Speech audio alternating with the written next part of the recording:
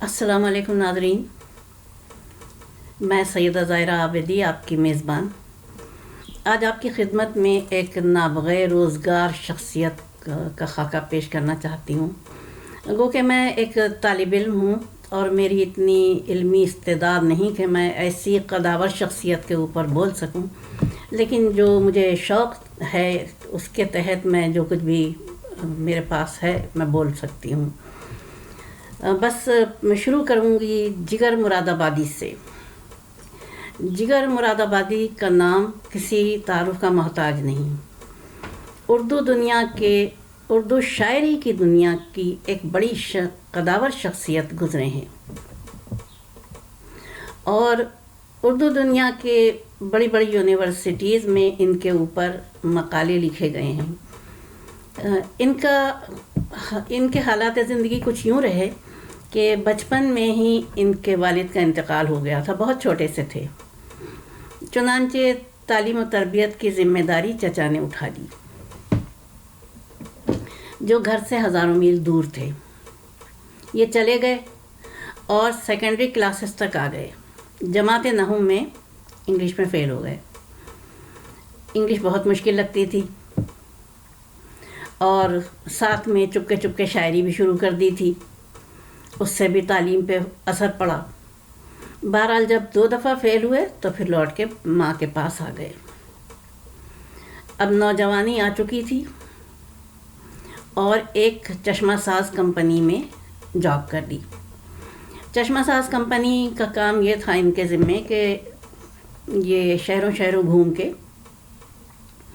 چشموں کے آرڈر لاتے، اور ساتھ میں ایک باکس بھی ہوتا تھا ان کے پاس جس میں چشموں کے فریم ہوتے تھے، اور یہ فروخت کر کے اس سے کچھ اپنی روزی روٹی کا انتظام بھی کرتے تھے۔ ایک دن سفر میں یہ ہوا، ایک شخص نے ان سے دوستی کر لی، یہ کسی دوسرے شہر جا رہے تھے، اور جب یہ سو گئے تو وہ جو ان کا مہمان تھا وہ ان کا فریم کا جو باکس تھا وہ لے کے چمپت ہو گیا۔ جب ان کی آنکھ کھلی تو باکس غائب تھا۔ واپس شہر میں آئے، دوسرا باکس بنوایا۔ کسی نے کچھ کہا کہ دیکھ لیتے، ریل تو چل ہی رہی تھی نا، وہ کسی ڈبے میں ادھر ادھر ہو گیا ہوگا۔ تو کہنے لگے کہ نہیں، وہ مجھ سے زیادہ مستحق ہوگا۔ اب دیکھیے، پازیٹیوٹی انسان کو کے دماغ میں ہو تو وہ پازیٹیو ہی سوچتا ہے۔ انہوں نے برا بھلا کہنے کے بجائے یہ کہا کہ وہ مجھ سے زیادہ مستحق ہوگا۔ پھر یہ ہوا کہ ان کی ایک لڑکی سے دوستی ہو گئی، امت الفاطمہ سے، گھریلو لڑکی تھی وہ، لیکن ابھی یہ سیٹ نہیں ہوئے تھے، تو مالی طور سے امت الفاطمہ کے گھر والوں نے رشتے سے انکار کر دیا۔ انہوں نے امت الفاطمہ کے ساتھ گھر سے بھاگ جانے کا پروگرام بنا لیا اور بھاگ گئے دوسرے شہر دونوں۔ وہاں جا کے انہوں نے اپنے ایک دوست کے پاس امت الفاطمہ کو بطور امانت رکھوایا۔ ان کو پتا تھا کہ وہ شادی شدہ ہے، لیکن اس وقت ان کی بیوی نہیں تھی، گھر پہ گئی ہوئی ہوگی میکے وغیرہ۔ دوست نے امت الفاطمہ کو رکھ لیا۔ انہوں نے کہا میں چند روز میں واپس آؤں گا، پیسے کا بندوبست کر کے، رہائش کا بندوبست کر کے۔ چند روز کے بجائے ان کو 2-2.5 ہفتے لگ گئے انتظامات کرنے میں۔ اب یہ واپس گئے اپنے دوست کے پاس کہ میری امانت واپس کر دو تاکہ میں شادی کر سکوں۔ دوست نے جب یہ جا چکے تھے امت الفاطمہ سے کہا، وہ دھوکہ دے کے گیا ہے اور کہہ کے گیا ہے کہ میں تم سے شادی کر لوں۔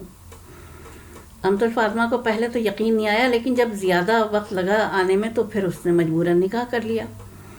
لیکن جب جگر پہنچے گھر اس کو لینے کے لیے، حالانکہ دوست نے پوری کوشش کی کہ امت الفاطمہ کو پتہ نہ چلے، لیکن اس کو پتہ چل گیا کہ جگر آئے تھے۔ جگر روتے پیٹتے واپس ہو گئے۔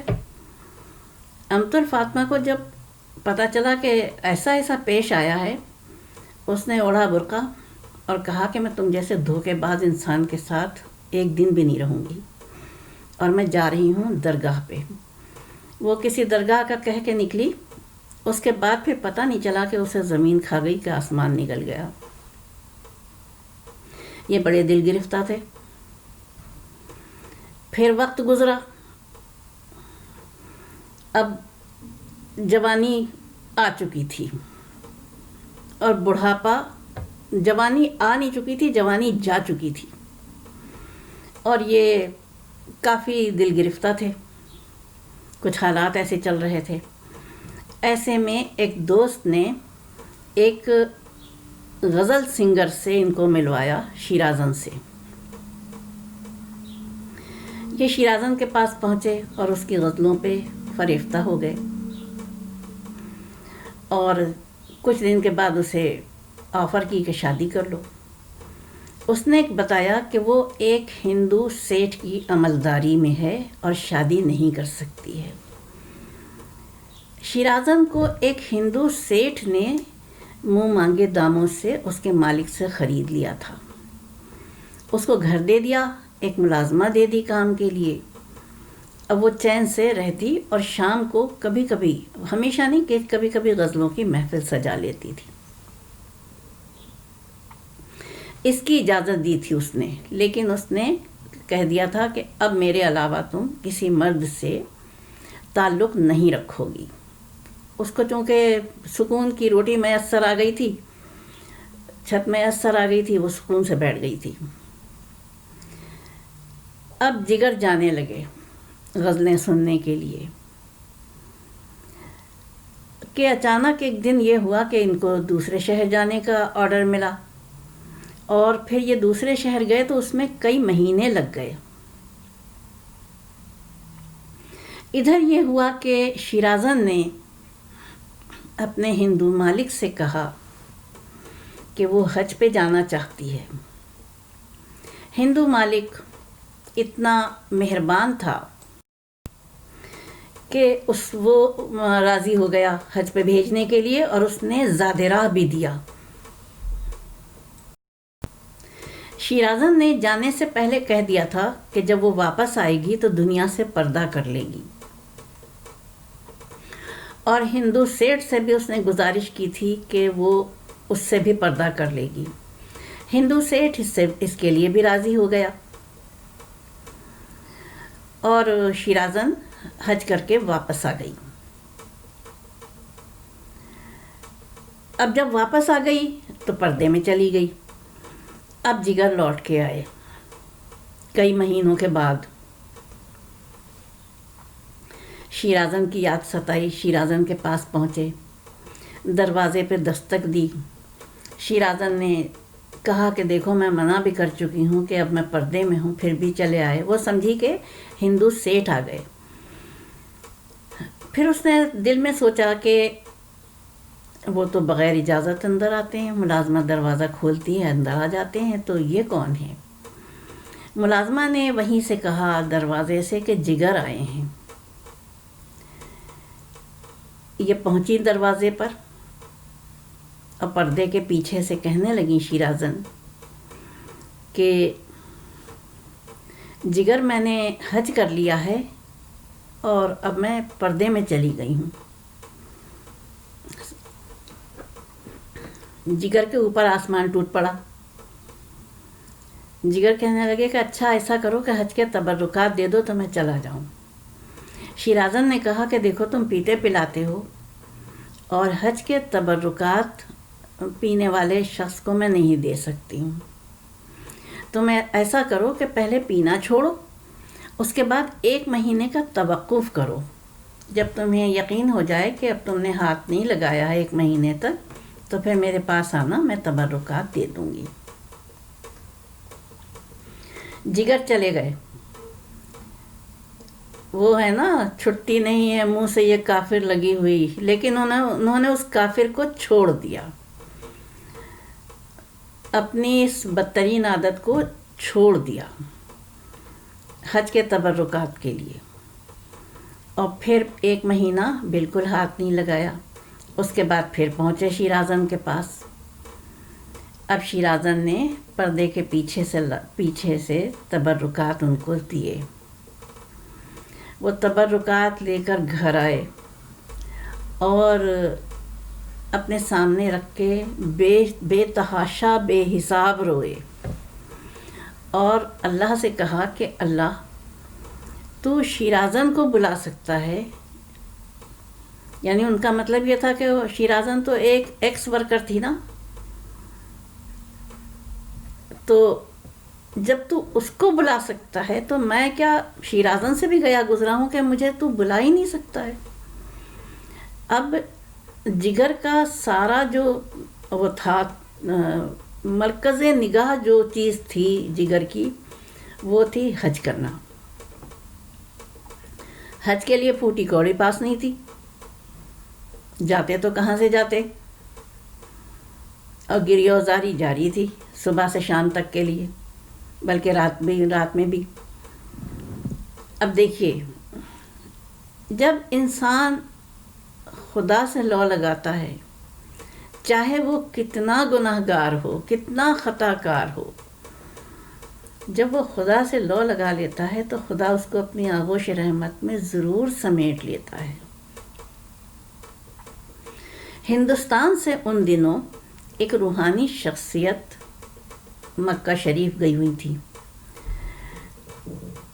ان روحانی پیشوا نے خواب میں دیکھا، وہ جگر کو بہت اچھی طرح جانتے تھے، روحانی پیشوا نے دیکھا خواب میں کہ خانہ کعبہ کا دروازہ ہے، اس کے سامنے چارپائی بچھی ہوئی ہے، اور چارپائی کے اوپر جگر بیٹھے ہوئے ہیں۔ بس خواب اتنا تھا، ان کی آنکھ کھل گئی۔ وہ جانتے تھے کہ جگر کے وسائل نہیں ہیں کہ وہ حج پہ آ سکیں۔ انہوں نے اپنے ایک جاننے والے کو، جو انہی دنوں ہندوستان واپس جا رہا تھا، جگر کے لیے زاد راہ دیا، تمام سفری اخراجات کے لیے، اور خط لکھ کے دیا، ایک جگر کے نام، ایک اپنے سگے بھتیجے کے نام، اور اس شخص کو دیا جو کہ ہندوستان آ رہا تھا، کہ وہ یہ دونوں خطوط حامل حضا کو پہنچا دیں۔ وہ حضرت آئے ہندوستان، انہوں نے بھتیجے کو پیسہ دیا جو بھیجا تھا انہوں نے شخصیت نے، اور خط دیا، اور جگر کا خط دیا۔ وہ بھتیجا جگر کے پاس گیا اور خط دیا اور رقم دی اور کہا جگر تمہیں حج پہ جانا ہے۔ یہ جگر کے اوپر شادی مرگ والی کیفیت طاری ہو گئی۔ وہ پھر روئے اور بہت روئے، اور پھر حج کو چلے گئے۔ حج کے سارے ارکان ادا کیے اور پھر واپس آئے۔ واپس آ کے کچھ عرصے بیمار رہے، اس کے بعد پھر واصل بحق ہوئے۔ تو ایک چیز دیکھیے آپ کہ ایک ایسا فرد جس کو بچپن میں باپ کی محبت نہیں ملی، جو ادھر ادھر رلتے ہوئے پل کے بڑا ہوا،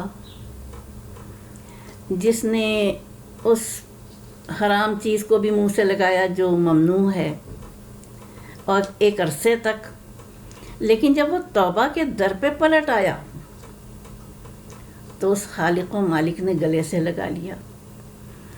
تو ہمیں بھی یہ جگر کے حالات زندگی پڑھ کے مجھے میرے دل پہ بہت اثر ہوا اس چیز کا۔ ویسے تو میں جانتی ہوں کہ اللہ رب العالمین غفور الرحیم ہے، بڑا مہربان، اس کا تو لقب ہی بڑا مہربان نہایت رحم والا ہے۔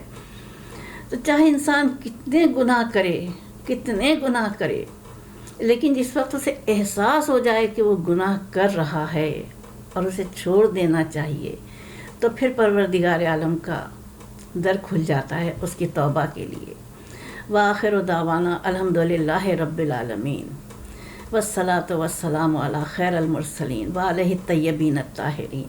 اس کے ساتھ میں اجازت چاہوں گی، آپ لوگوں کے لیے بہت سی دعائیں ہیں۔ پروردگار عالم آپ کو اپنے حفظ و امان میں رکھے، آپ کو اور آپ کی اولاد کو ہمیشہ صراط مستقیم عطا فرمائے. بار الہ آمین ثم آمین. الہی آمین.